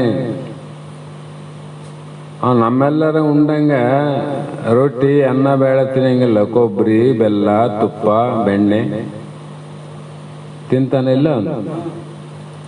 ಅವರಂಗೆ ಇಲ್ಲಿ ಕೂಡ ಅವನಿಗೆ ಶಕ್ತಿ ಬರಬೇಕಾದ್ರೆ ಯಮ ನಿಯಮ ಆಸನ ಪ್ರಾಣಾಯಾಮ ಪ್ರತ್ಯಾಹಾರ ಧಾರಣ ಧ್ಯಾನ ಸಮಾಧಿ ಇವುಗಳ ಅರಗಿಸಿಕೊಂಡು ಯಾವನು ತಯಾರಾಗ್ಯಾನ ಆ ಜೀವಿ ಮಾತ್ರ ಭಗವಂತನಲ್ಲಿ ತನ್ನ ಮನಸ್ಸನ್ನು ಲಯ ಮಾಡ್ಯಾನ. ಅವನೇನು ಕಂಡದಂದ್ರೆ ಇಹವೂ ಅಷ್ಟೇ, ಪರಲೋಕವೂ ಅಷ್ಟೇ. ಈಹದಲ್ಲಿ ಹೇಗೆ ತೃಣ ಸಮಾನ, ಪರವೂ ಕೂಡ ಅಷ್ಟೇ ತೃಣ ಸಮಾನವಾಗಿ ಆವಾಗ ಅವನಿಗೆ ಬರ್ತದ ಉಪರತಿ ಬರ್ತದ. ಉಪರತಿ ವನಿತಾದಿ ದೋಷಗಳನ್ನು ಅರಿಯುವುದು. ಉಪರತಿ ಲಕ್ಷಣ ಬೇರೆ, ಜ್ಞಾನಕ್ಕೆ ಲಕ್ಷಣ ಬೇರೆ, ಇವೆಲ್ಲ ವೈರಾಗ್ಯಕ್ಕೆ ಲಕ್ಷಣ ಬೇರೆ. ಆದರೂ ಕೂಡ ನಿನ್ನೆ ಹೇಳಿದ ಮಾತನ್ನು ನೆನಪಿಡ್ಬೇಕು ನೀವು. ನಾವು ವನಿತಾ ಆದಿ ಅಂದಾಗ ಹೆಂಡ್ರು ಮಕ್ಕಳು ಅಂತ ಹೇಳ್ತೀವಲ್ಲ ಸಹಜವಾಗಿ. ಆದರೆ ನಿಜವಾದು ಸತ್ಯ ಮಾತು ಅದು ವಾಚಾರ್ಥ ಲಕ್ಷಾರ್ಥದಲ್ಲಿ ಅಂಗಪತಿ ಲಿಂಗವೇ ಸತಿ, ಶರೀರವೇ ನಮಗೆ ಹೆಂಡತಿ. ಇದನ್ನ ಏನು ಮಾಡು ದೋಷ ಅಂದ್ರು. ಅವ್ರು ಬಿಡ ಅಂತ ಹೇಳಿಲ್ಲ, ಅವ್ರನ್ನಾದ್ರೂ ಇರಲಿ ಮನೆ ತುಂಬಿರ್ಲಿ, ಇವರಲ್ಲಿ ಸುಖ ಶಾಂತಿ ನೆಮ್ಮದಿಲ್ಲ ಅಂತ ಅದನ್ನ ತಿಳ್ಕೊ ಅಂದಾಗ ಆ ಕಡೆ ಮೋಹ ಕಡಿಮೆ ಆಗ್ತದ, ಭಗವಂತನ ಕಡೆ ಮನಸ್ಸು ಲಯ ಆಗ್ತದ. ನೀವು ಬಿಟ್ಟಿರೇನೋ ಏನು ಬಿಟ್ಟಿರಿ ಅಂತ ಕೇಳ್ತಾರೆ ಕೆಲ ಮಂದಿ. ಬಿಳಿ ಬಟ್ಟೆ ನೋಡಿದ್ರೆ ಸಾಕು ಏನು ಬಿಟ್ಟಿರಿ ಅಂತ. ಏನು ಬಿಡ್ಬೇಕ್ರಿ ಅಂದ್ರೆ ಎಲ್ಲರೂ ಅನ್ನಂಗಿಲ್ಲ, ಬಹಳ ಜನ ತಿಳಿದೋರಾರ, ಬಹಳ ಮಂದಿ ಕೂಡ ಯಾವ ಈ ಬಟ್ಟೆಯವರಿಗೂ ಕೂಡ ಬಹಳ ಗೌರವವನ್ನು ಕೊಡ್ತಕ್ಕಂಥ ವ್ಯಕ್ತಿಗಳು ಕೂಡ ಈ ಜಗತ್ತಿನಲ್ಲಿ ಬಹಳ ಮಂದಿ ಯಾರ. ಅದ್ರಾಗೆ ಕೆಲವು ಮಂದಿ ಎಲ್ಲೋ ಒಬ್ರಿಬ್ರು ಇದ್ದೇ ಇರ್ತಾರೆ. ನಾವು ಬಹಳ ಜನ ಒಳ್ಳೆಯವರನ್ನ ಸ್ವೀಕಾರ ಮಾಡೋಕೆ ವಿನ ಅವ್ರನ್ನ ಗಣನೆಗೆ ತಗೋಬಾರ್ದು. ಯಾಕಂದ್ರೆ ನಮ್ಮ ಮನಸ್ಸು ಅವರಂತೆ ವೃತ್ತಿಗೊಳಗಾಗ್ತಾವ, ಅದೇ ಪ್ರಕಾರ ವೃತ್ತಿ ಆಗ್ತಾವ. ಹಾಗಾಗಿ ಇಲ್ಲಿ ಯಾಕೆ ಇದನ್ನ ಮೋಹವ ಹೋಗ್ಬೇಕಂದ್ರೆ ಇದೇ ಮೋಹದ ಹೆಂಡತಿ. ಈ ಹೊರಗಿನ ಹೆಂಡತಿಯಲ್ಲಿ ಬಹಳ ಮೋಹ ಅಂದ್ರೆ ಪ್ರೀತಿ ಆದಂದ್ರೆ ಯಾರು ಹೆಂಡನ ಬಿಡಬಾರ್ದಾಗಿತ್ತು. ಮೋಹ ಅನ್ನುವ ಶಬ್ದ ಇಟ್ಟರಲ್ಲ ಅಲ್ಲಿ. ಮತ್ತೆ ಈಗಿನ ಮುಂದಿನ ಬರ್ತಕ್ಕಂಥ ಕಾಲಗಳಲ್ಲಿ ಬಿಡೋರೆ ಸಂಖ್ಯೆ ಹೆಚ್ಚಾಗ್ತದೆ, ಹಿಡಿಯೋರೆ ಕೈ ಮೇಗ್ತವೆ, ಬಿಡೋರೆ ಸಾಧ್ಯ. ಇದನ್ನೇನು ಬಿಡೋದ ಅವಶ್ಯಕತೆ ಇಲ್ಲ, ಮೊದಲೇ ಬಿಟ್ಟಾರ ಅವರು. ಸತಿಸುತಾದಿಗಳು ನಮ್ಮ ಒಳಗಾರನ್ರಿ ಅವರು, ಹೊರಗಾರಲ್ಲ. ಮತ್ತೆ ಬಿಡು ಅಂಬದೇನು ಶಬ್ದ? ಇವ್ರು ಬಿಡೋದಲ್ಲ, ಒಳಗಿನ ದೇಹ ನಾನು ಅನ್ನುವಂಥ ಒಳಗಾದಲ್ಲ ಮೋಹ, ಅದನ್ನ ಬಿಡು ಅಂದ್ರು. ಯಾಕಂದ್ರೆ ಇದು ನೀನು ಹುಟ್ಟುವಾಗ ನಿನ್ನ ಜೊತೆ ಬಂದ ಹೆಂಡತಿಕೆ. ಶರೀರ ಜೀವಾತ್ಮನಿಗೆ ಹುಟ್ಟುವಾಗನೇ ಜೊತೆಯಾಗಿ ಬಂದದ. ಅದು ಹೇಗೆ ಅಂದ್ರೆ ಬಹಳ ಕಷ್ಟ ತಾದಾತ್ಮ. ಹೇಗಾಗಂದ್ರೆ ಅಹಂಕಾರದ ವೃತ್ತಿಯನ್ನ ಆತ್ಮನಲ್ಲಿ ಇವೇನು ಅಂತ ಅನಿಸಿ, ಆತ್ಮನ ಲಕ್ಷಣದಲ್ಲಿ ಅನಾತ್ಮದಲ್ಲಿ ಇದೆ ಅಂತ ಅನಿಸಿ, ಇವೆರಡೂ ಕೂಡ ಹೇಗೆ ಮಾಡಬೇಕು ಅಂದರೆ ಸದ್ಗುರು ಮುಖಾಂತರವಾಗಿ ತತ್ವಮಸಿ ಮಹಾವಾಕ್ಯದ ಶೋಧನೆಯನ್ನು ಮಾಡಿ ಇದರ ವಾಚಾರ್ಥವನ್ನ ಬಿಟ್ಟು ಲಕ್ಷಾರ್ಥವನ್ನ ಗ್ರಹಿಸಬೇಕು ಅಂತ ಶಾಸ್ತ್ರ ನಿರ್ಣಯ. ನಾವೇನ್ ತಿಳ್ಕೊಂಡೇವಿ? ದೇಹದ ಬುದ್ಧಿಯನ್ನ, ದೇಹಾತ್ಮ ಬುದ್ಧಿಯನ್ನ ಆತ್ಮನಲ್ಲಿ ಆರೋಪ ಮಾಡೀವಿ. ಆತ್ಮನ ಲಕ್ಷಣವನ್ನ ಅನಾತ್ಮವಾದ ದೇಹದಲ್ಲಿ ಆರೋಪ ಮಾಡ್ಕೊಂಡಿವಿ. ನಾವು ಮಾಡಿವಿಲ್ಲ. ಈಗ ಏನು ಮಾಡ್ತಾನ ಸದ್ಗುರುನಾಥ ಅಂದ್ರೆ ಇವೆರಡನ್ನ ಬೇರ್ಪಡಿಸಿ, ಇದು ಬೇರೆ ಇದು ಬೇರೆ. ಹಾಗಾಗಿ ಇದರ ಮೇಲೆ ನೀನು ಮೋಹವನ್ನು ಬಿಡು. ಯಾಕೆ ಬಿಡು? ಇದು ತಾನಲ್ಲ, ತನ್ನದಲ್ಲ, ಇದು ಏನು ಅನಿತ್ಯ ಅದಲ್ಲ. ಇಲ್ಲಿವರೆಗೂ ನಾನು ಅಂತಿದ್ದ, ನಂದು ಅಂತಿದ್ದ ಅವನು. ನಾನು ನಂದು, ನಾನು ನಂದು, ನಾನು ನಂದು. ಈಗ ಛೇದನ ಮಾಡಿ ಭಾಗ ಮಾಡಿ ಇದು ನಿಂದಲ್ಲ, ನಿನ್ನದು ಅಲ್ಲ. ಯಾಕೆ ಅಲ್ಲ ಅಂದಕ್ಕೆ ಇಷ್ಟೆಲ್ಲ ಹೇಳಿಕಂತ ಬರ್ಬೇಕಾಯ್ತು ನೋಡ್ರಿ. ಯಾಕಲ್ಲ ಹೇಳಿದ ಮೇಲೆ ಮತ್ತೆ ಅದರಲ್ಲಿ ದೃಢತೆ ಯಾವಾಗ ನಮ್ಮಲ್ಲಿ ಬಂತು ಅಂದಾಗ ಮುಂದೆ ಅನಂತ ಕಾರ್ಯಕ್ಕೆ ಇದು ಕಾರಣ ಆಗ್ತದೆ. ಅದಕ್ಕೆ ಇಲ್ಲಿ ವಿಶ್ವರೂಪ ದರ್ಶನದಿಂದ ಅರ್ಜುನನು ಯುದ್ಧಕ್ಕೆ ತಾನು ಕರ್ತನೆಂಬ ಅಭಿಮಾನವನ್ನು ತ್ಯಜಿಸಿದ್ದ.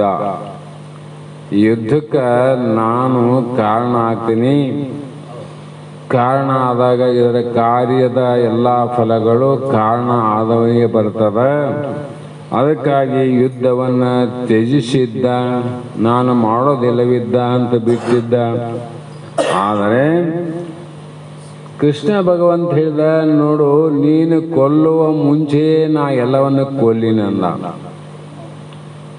ನೀನು ಕೊಲ್ಲಲಿಕ್ಕೆ ಕಾರಣನಾಗಿ ಆ ಒಂದು ದೋಷದ ಫಲಗಳು ನನಗೆ ಬರ್ತವಂತ ಹೆದರ್ಲಿಕ್ಕೆ ಹೋಗಬೇಡ. ನನ್ನ ಮೊದಲೇ ನಾಶ ಆಗ್ಯದ. ಎಲ್ಲವನ್ನ ಭಗವಂತ ತಾನೇ ಮಾಡಿ,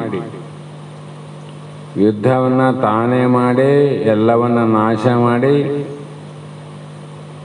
ಈಗ ಯಾಕೆ ಮಾಡಬೇಕು ಯುದ್ಧ? ನೀನು ಮಾಡಿದ ಮೇಲೆ ನಂದೇನು ಕೆಲಸ ಅಂದ್ರೆ, ಭಗವಂತ ಹೇಳ್ತಾನ, ನಿನ್ನ ಕೀರ್ತಿಗಾಗಿ ಪಾತ್ರವನ್ನ ಮಾಡಬೇಕಾಗದ ಅರ್ಜುನ ಅಂದ.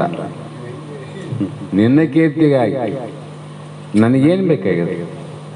ಭಗವಂತ ಏನು ಬೇಕಾಗಿದೆ?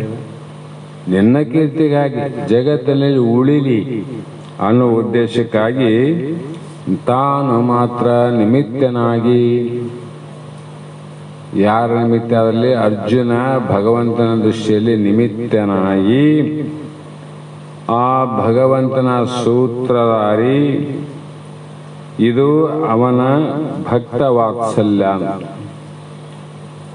ಯಾಕಪ್ಪ ಅರ್ಜುನ ಮೇಲೆ ಅಷ್ಟು ಪ್ರೇಮ ಬಂತು ಅಂದ್ರೆ, ಮಹಾತ್ಮರು ಗುರುಗಳ ದೃಷ್ಟಿ ಕೂಡ ಇರ್ತದೆ. ಎಲ್ಲ 100 ಇರಲಿ, 500 ಇರಲಿ, ಸಾವಿರಾರು ಮಂದಿ ಶಿಷ್ಯರಿದ್ರು ಕೂಡ ಆ ಗುರುಗಳಿಗೆ ಒಂದು ಎಲ್ಲೋ ಒಬ್ಬ ಇಬ್ಬರ ಶಿಷ್ಯರಲ್ಲಿ ಬಹಳ ಪ್ರೇಮ ಇರ್ತದೆ. ನೀವು ಸಿದ್ಧಾರೂಢ ಚರಿತ್ರೆಯಲ್ಲಿ ಕೇಳಿರಲಿಲ್ಲ, ಕಬೀರನ ಮೇಲೆ ಸಿದ್ಧಾರೂಢಪ್ಪವ್ರದ್ದು ಎಷ್ಟು ಪ್ರೇಮ ಇತ್ತು. ಉಳಿದ ಶಿಷ್ಯರ ಅಲ್ಲೇನು ಅಂತ ಎಲ್ಲರ ಮೇಲೆ ಪ್ರೇಮ ಬಿಟ್ಟು ಅವನ ಮೇಲೆ ಹೆಚ್ಚಿನ ಪ್ರೇಮ ಯಾಕೆ ಬಂತು ಅಂದರೆ, ಅವನ ಹಿಂದಿನ ಕರ್ಮ ಬೇರೆ ಇರ್ತಾವ. ಕರ್ಮಗಳ ತಕ್ಕಂತೆ ಜ್ಞಾನ ಆದರೂ ಕೂಡ ಕರ್ಮಕ್ಕೆ ಅನುಗುಣವಾಗಿ ಜ್ಞಾನಿಗಳ ವರ್ತನೆ ಇರ್ತಾವ. ಜ್ಞಾನಿಗಳು ಜಗತ್ತಿನ ಆಗಿ ಹೋಗಿರೋ ಎಲ್ಲರೂ ಒಂದೇ ಪ್ರಕಾರ ಏನು ಇಲ್ಲ. 12 ಪ್ರಕಾರ ಪ್ರಾರಬ್ಧ ಅಂತ ಬರೋದು. ಒಂದಲ್ಲ 4 ಭಾಗ ಮಾಡಿ 4ರಲ್ಲಿ ಮತ್ತೆ 3 ಮಾಡಿ 12 ರೀತಿ ಪ್ರಾರಬ್ಧಕ್ಕೆ ಅನುಗುಣವಾಗಿ. ಆ ಕಬೀರ ರಾಜಮನೆತನದಲ್ಲಿ ಹುಟ್ಟಿದ್ದ. ಯಾಕೆ ಹುಟ್ಟಿದ? ನಮ್ಮಂಗ ಭಿಕ್ಷುಕರ ಮನೆಯಲ್ಲಿ ಯಾಕೆ ಹುಟ್ಟಲಿಲ್ಲ ಅಂದ್ರೆ, ಹಿಂದಿನ ಜನ್ಮದಲ್ಲಿ ಬಹಳ ಪುಣ್ಯ ಮಾಡಿದ ಕಬೀರ ಶ್ರೀಮಂತರ ಮನೆಯಲ್ಲಿ ಹುಟ್ಟಿದ್ದ. ಆ ಪುಣ್ಯದ ಫಲ ಆ ಮನೆ ಬಿಟ್ಟರು ಕೂಡ ನೀ ಅಡವಿಗೆ ಹೋದನು ಇರ್ತದ. ಆ ಭಾಗ್ಯ ನೀ ಅಡವಿಗೆ ಹೋದನು ಇರ್ತದ. ಅದನ್ನೆಲ್ಲ ತ್ಯಾಜ್ಯ ಮಾಡಿ ಸಿದ್ಧಾರೂಢಪ್ಪವ್ರಲ್ಲಿ ಬಂದು ಅಲ್ಲಿರುವಾಗ ಅವನ ಪುಣ್ಯದ ಫಲ ಅದಲ್ಲ. ಅಲ್ಲಿ ಇದ್ದಾಗ ಕೂಡ ಸಿದ್ಧಾರೂಢ ಸ್ವಾಮಿಗಳ ಜೋಡಿಯಲ್ಲಿ ಭಕ್ತರ ಕೊಟ್ಟಂತ ಹಣ ಅವರೇ ಸ್ವತಃ ಕೈ ಹಾಕಿ ಶಾಸ್ತ್ರ ಮುಗಿದ ಮೇಲೆ ಕಬೀರ ಇಲ್ಲಿ ಬಾ ಅಂತ ಕರೆದು ಕೈ ತುಂಬ ದುಡ್ಡು ಕೊಟ್ಟು ಬಜಾರ್ಗೆ ಹೋಗಿ ಏನನ್ನ ತಿಂದುವ ಅಂತ ಹೇಳ್ತದಂತ ಅವ್ರು. ಹೋಗು, ಇಲ್ಲಿ ಸಮಯ ಆಗ್ಯದ, ನಾಳೆ ದಿನ ಮತ್ತೆ ವಿಚಾರ ಮಾಡೋಣ ಅನ್ನುವಂಥ ಮಾತನ್ನು ಹೇಳಿ ಇವತ್ತಿನ ಶಾಸ್ತ್ರದ ವಾಕ್ಪುಷ್ಪಗಳನ್ನು ಗುರುಪಾದಕ್ಕೆ ಸಮರ್ಪಿಸಿ ಮಂಗಲವನ್ನು ಹೇಳ್ರಿ. ಮಂಗಳವ ಪಾಡುವೇನು ಸಿದ್ಧಾರೂಢ ನಿಮ್ಮಡಿಗೆ, ಸಿದ್ಧಾರೂಢ ನಿಮ್ಮಡಿಗೆ, ಗುರುದೇವ ನಿಮ್ಮಡಿಗೆ ಮಂಗಲವ ಪಾಡುವೇನು. ಸಿದ್ಧಾರೂಢ ನಿಮ್ಮಡಿಗೆ, ಸಿದ್ಧಾರೂಢ ನಿಮ್ಮಡಿಗೆ, ಗುರುದೇವ ನಿಮ್ಮಡಿಗೆ, ಗುರುದೇವ ನಿಮ್ಮಡಿಗೆ. 6 ಮೆರೆದ ಹಾರೂಢ ಚಕ್ರವರ್ತಿ, 6 ಮೆರೆದ ಆರೂಢ ಚಕ್ರವರ್ತಿ. ಯಾರೇ ನಂದರು ಸರಿಯೇ, ಯಾರೇ ನಂದರು ಸರಿಯೇ, ಅರವಿನಯನ್ನ ಗುರುವೇ, ಅರವಿನಯನ್ನ ಗುರುವೇ. ಮಂಗಳವ ಪಾಡುವೇನೋ ಸಿದ್ಧಾರೂಢ ನಿಮ್ಮಡಿಗೆ, ಸಿದ್ಧಾರೂಢ ನಿಮ್ಮಡಿಗೆ ಗುರುದೇವ ನಿಮ್ಮಡಿಗೆ ಗುರುದೇವ ನಿಮ್ಮಡಿಗೆ ಸಂಸಾರ ಸರದಿ ಒಳಗೆ ಮುಳಗಿ ನಾನು ಬಂದೆ ಸಂಸಾರ ಸರದಿ ಒಳಗೆ ಮೊಳಗಿ ನಾನು ಬಂದೆ ಸಾಕು ಮಾಡು ನೀದನ ಸಾಕು ಮಾಡು ನೀದನ ಎನ್ನ ಭವ ಕಳಿ ಗುರುವೆ ಎನ್ನ ಭವ ಕಳಿ ಗುರುವೆ ಮಂಗಳವ ಪಾಡುವೇನೋ ಸಿದ್ಧಾರೂಢ ನಿಮ್ಮಡಿಗೆ ಸಿದ್ಧಾರೂಢ ನಿಮ್ಮಡಿಗೆ ಗುರುದೇವ ನಿಮ್ಮಡಿಗೆ ಗುರುದೇವ ನಿಮ್ಮಡಿಗೆ ಇಳಿಯೋಳು ಅಧಿಕವಾದ ಹುಬ್ಬಳ್ಳಿ ಕ್ಷೇತ್ರ ನೋಡ ಇಳಿಯೋಳ ಅಧಿಕವಾದ ಹುಬ್ಬಳ್ಳಿ ಕ್ಷೇತ್ರ ನೋಡ ಕೈವಲ್ಲೆ ಕಂದ ನಾನು ಕೈವಲ್ಲೆ ಕಂದ ನಾನು ಎನ್ನ ಭವ ಕಳಿ ಗುರುವೆ ಎನ್ನ ಭವ ಕಳಿ ಗುರುವೆ ಮಂಗಳವ ಪಾಡುವೇನೋ ಸಿದ್ಧಾರೂಢ ನಿಮ್ಮಡಿಗೆ ಸಿದ್ಧಾರೂಢ ನಿಮ್ಮಡಿಗೆ ಗುರುದೇವ ನಿಮ್ಮಡಿಗೆ ಗುರುದೇವ ನಿಮ್ಮಡಿಗೆ ಓಂ ಚೈತನ್ಯಂ ಶಾಶ್ವತಂ ಶಾಂತಂ ವ್ಯೋಮಾತೀತಂ ನಿರಂಜನಂ ನಾದಬಿಂದು ಕಲಾತೀತಂ ತಸ್ಮೈ ಶ್ರೀ ಗುರವೇ ನಮಃ ಶ್ರೀಮದ್ ಜಗದ್ಗುರು ಸಿದ್ಧಾರೂಢ महाराज की जय श्री सद्गुरु शिवपुत्र स्वामी महाराज की जय श्री सद्गुरु बसवानंद स्वामी महाराज की जय श्री सद्गुरु अनिल निजगुण महाराज की जय सकल साधु संत महाराज की जय जय मंगलम जय नमः पार्वती शिव हर महादेव।